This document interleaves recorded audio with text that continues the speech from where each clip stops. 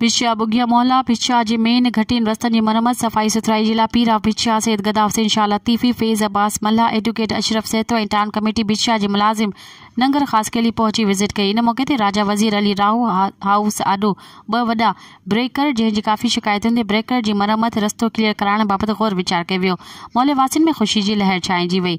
सैयद गदा हुसैन शाह लतीफ़ी खे दुआउनि ऐं ॿीहर मोहल्ले जी सार संभाल लहण ते खेसि हौसला अफ़ज़ाई ॾिनी वई।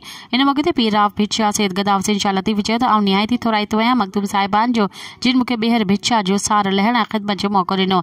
इंशाअल्लाह पंहिंजी महिनतूं कोशिशूं जारी सारी रखी वेंदियूं। जॾहिं त शाज़िब राहू अयाज़ अली मीरजत शौकत मीरजत राजा वज़ीर अली राहू ऐं ॿिया मौजूद हुआ। मज़ीद ख़बरनि ऐं तफ़सीलात लाइ विज़िट कयो असांजी वेबसाइट www.awamiNewsHD.com ऐं ॾिसंदा रहो अवामी न्यूज़ HD।